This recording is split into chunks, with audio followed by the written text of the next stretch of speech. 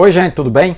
Sejam bem-vindos aqui ao canal Conversa do PH. Nesta quarta-feira, finalzinho de tarde, início de noite, o tema da conversa de hoje é uma notícia muito boa. Pela primeira vez em 2021, todos os estados do Brasil e o Distrito Federal registram taxa de ocupação das UTIs com pessoas com Covid-19 abaixo de 80%.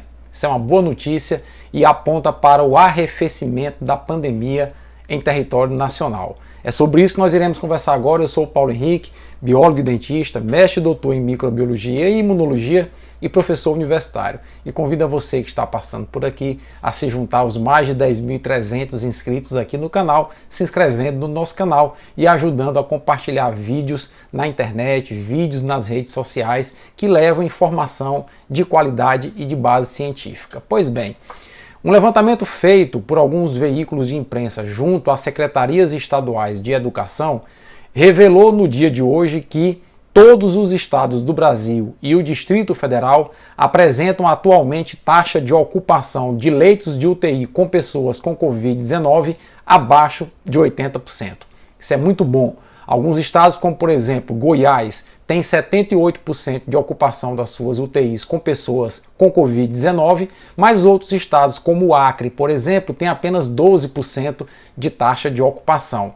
Num cenário onde a variante Delta começa a se expandir, começa a se tornar dominante em alguns estados como o Rio de Janeiro, essa é uma notícia muito boa.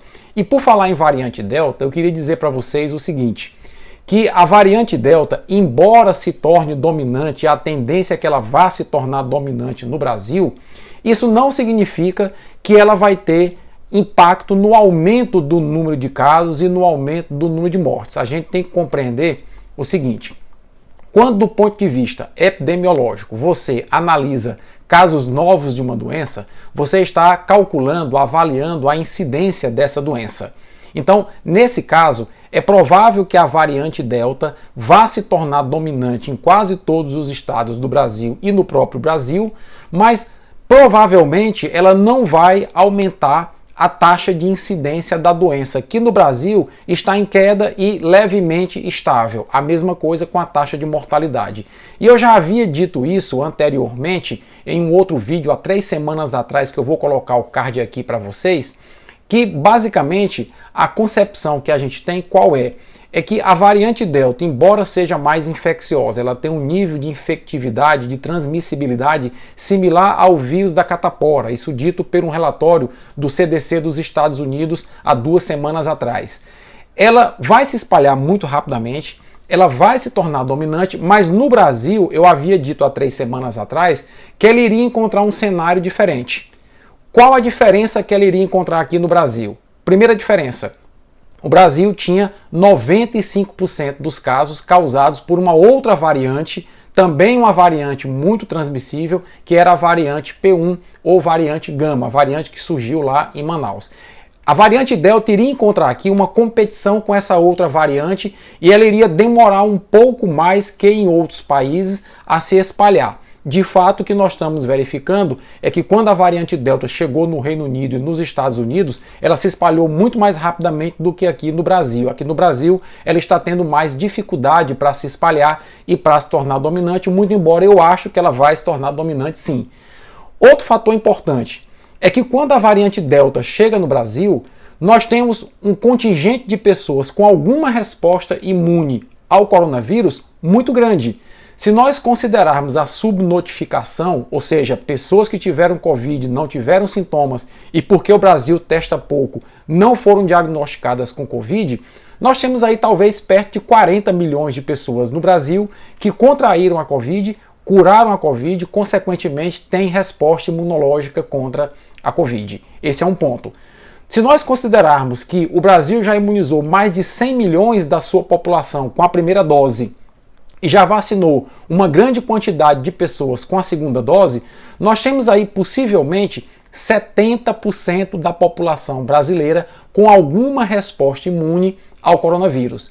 Isso significa que, mesmo você contraindo a variante Delta, você não vai possivelmente desenvolver uma forma grave da doença, desenvolver uma forma letal da doença. Sem se falar que 90% das pessoas que contraem o coronavírus não desenvolvem sintomas e passam de forma assintomática pela doença. Então, esses dois fatores, a competição com a P1 e o outro fator, que é boa parte da população brasileira já ter uma resposta imune, vai fazer, na minha opinião, com que a variante Delta, embora se torne dominante no país, ela não vai ter um grande impacto no aumento de novos casos e no aumento da mortalidade da Covid-19 no Brasil.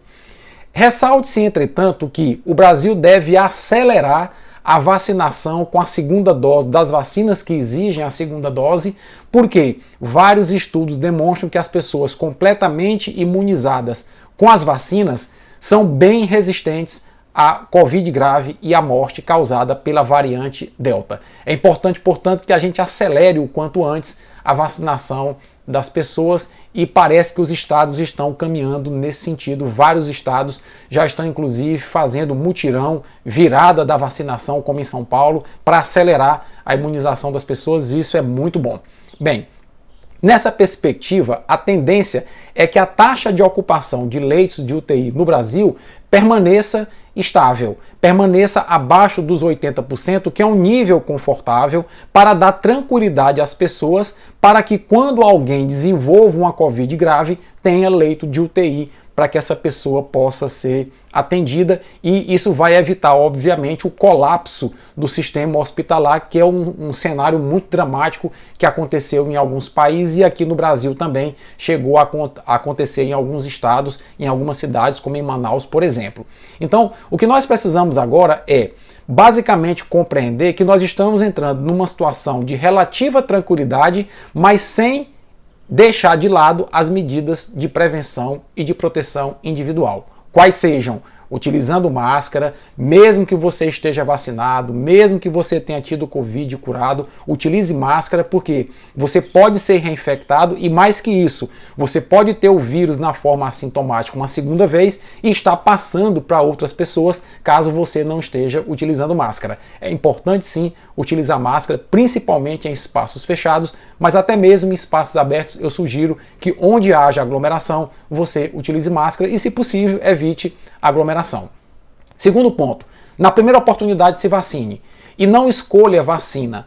A vacina boa é aquela no braço. Essa história de dizer que a Coronavac tem uma eficácia apenas de 50,3%, isso é eficácia global, gente, para a proteção contra a Covid leve.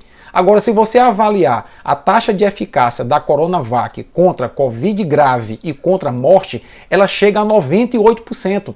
Isso significa que, se você tomar a Coronavac, você estará protegido, bastante protegido, de desenvolver uma Covid grave e de morrer de Covid-19. Ou seja, você terá uma proteção de 98% para essas duas situações, que é compatível com a proteção da Pfizer, da AstraZeneca e da Janssen, que são as vacinas que estão sendo administradas aqui no Brasil. Dito isso, eu acho que a gente deva manter a guarda levantada, porque a luta não está ganha ainda, manter essas medidas de proteção e torcer para que a gente possa chegar ao final do ano com cerca de 80% da população brasileira completamente imunizada, porque aí sim nós teremos controlado a pandemia e poderemos voltar a nossa vida plenamente ao normal, muito embora eu ache que será um novo normal, mantendo ainda um certo distanciamento e utilizando máscara ainda por um bom tempo. Eu espero que eu tenha dado a vocês uma boa notícia. Forte abraço, se gostou desse vídeo, compartilha, deixa teu comentário e, se for o caso, até